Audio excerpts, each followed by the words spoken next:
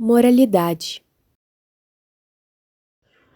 Quando falamos de moralidade, ouvimos por vários cantos diversas definições, debates sobre o que é moral ou não, e até mesmo discussões e pautas que usam do termo da moral como uma apelação de autoridade para definir um ponto, sem na realidade saber de fato o que é a moralidade e o que é a moral. Mas então, o que seria a moral? Quando pesquisamos, lemos conjunto de valores, individuais ou coletivos, considerados universalmente como norteadores das relações sociais e da conduta dos homens, que denota bons costumes segundo os preceitos estabelecidos por um determinado grupo social, que ensina e educa. Então, a moralidade seria qualidade, característica do que é moral, do que segue os princípios da moral. Conjunto dos princípios morais, individuais ou coletivos, como a virtude, o bem, a honestidade. Ok, então sabemos que a moral que a gente tanto ouve sendo mencionada no nosso cotidiano são valores característicos das ações sociais de uma pessoa ou grupo.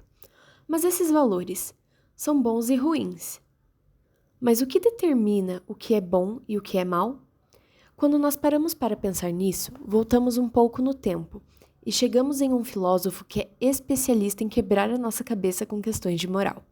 Friedrich Nietzsche.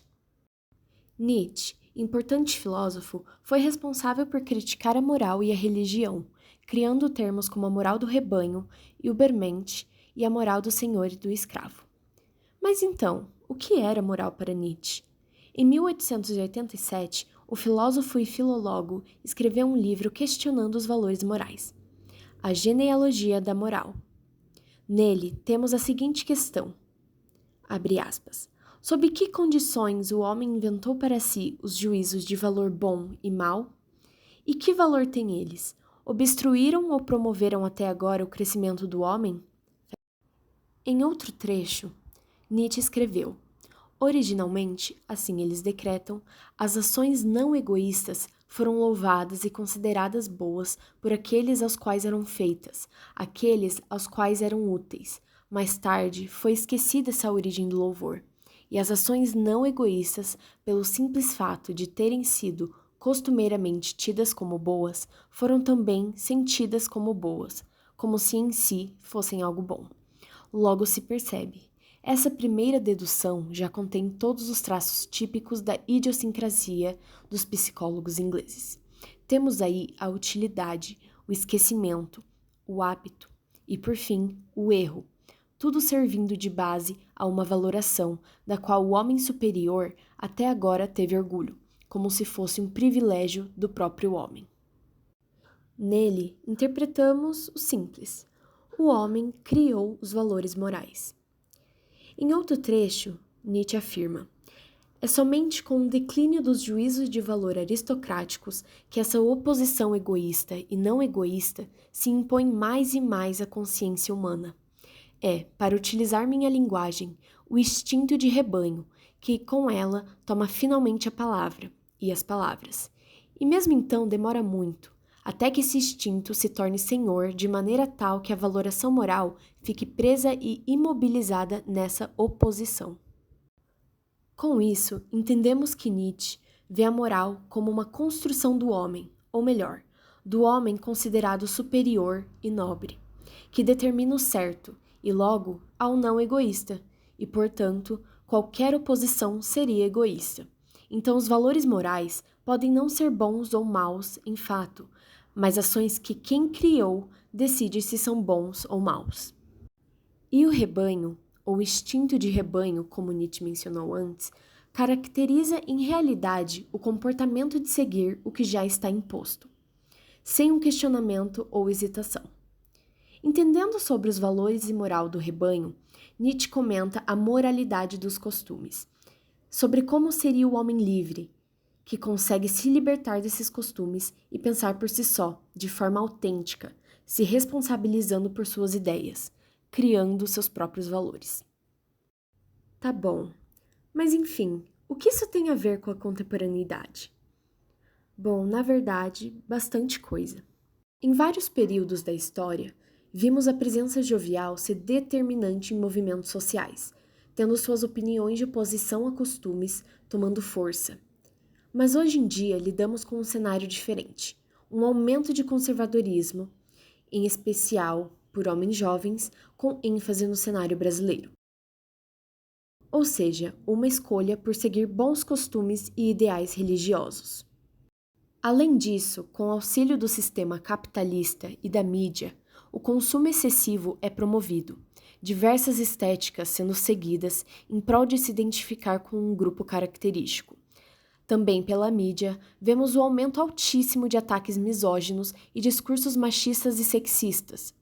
Influencers e milionários usando das redes e de usuários dela para ter uma influência enorme sobre escolha e ações de pessoas, ou seja, sobre a moral delas. Ah, então você está dizendo que o problema é a internet?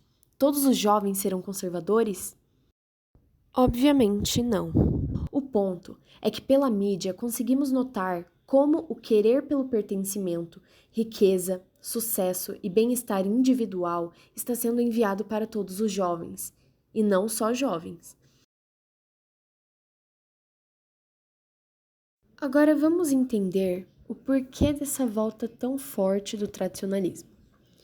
Em uma sociedade com tantos produtos para se ter, tantos estilos para se vestir, tantas ideias para se identificar, tanta tecnologia para assimilar, parece que a forma mais fácil de se comportar, de gestar suas ações, é apenas seguir algo, sem ter que decidir, pensar muito e sozinho no que você mesmo quer gostar e como quer agir. Além disso, estamos passando por um cenário sociopolítico com constantes tragédias, golpes e efeitos mundiais, além do avanço extremamente rápido da tecnologia.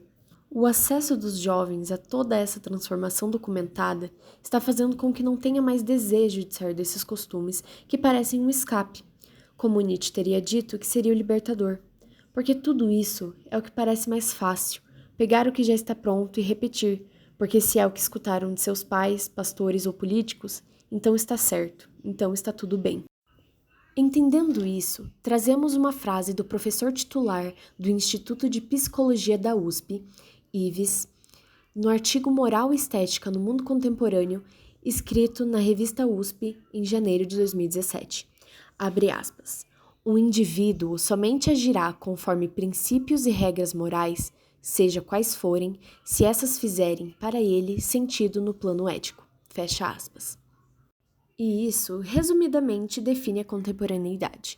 Seguir o certo é o que vai me fazer prosperar, que seja me limitar a seguir uma religião, um partido, uma crença em ações da minha família, ou etc. E isso define a moral do rebanho. Novamente, seguindo o pensamento de Nietzsche sobre o tradicionalismo, o libertador para o homem seria o pensar por si próprio, fazer sua própria moral sem seguir o já imposto. Mas é importante destacar que para isso, sendo certo ou não, isso fica a critério de quem vai querer seguir Nietzsche, o contexto de vida de um indivíduo vai influenciar seus valores. Sua cultura, estado financeiro, grupos ao seu redor, fatores estruturais em sua sociedade podem ditar suas oportunidades e condições de pensar. Insegurança, a parte do que é imposto como moral sobre ele. E é por isso que a mídia não é um vilão, ou só um vilão. Ela pode permitir o acesso a ideias coletivizadas, o tradicionalismo e também promover o pensar individual para os jovens. O moral e imoral sempre vão coexistir, mas a autenticidade em decidir seus valores na moral do rebanho que presenciamos hoje em dia é extremamente difícil. Se a moralidade ser usada por um determinado grupo, qualquer grupo que não siga essa moralidade, ele vai ser imoral. Então, se existir moralidade, vai existir imoralidade como uma forma de contradição. Uma anda meio que com a outra. Se existir um grupo que acredita em uma coisa, que tem um determinado costume, vai existir um grupo que não segue aquilo e vai ser considerado imoral pelo grupo que acredita naquilo.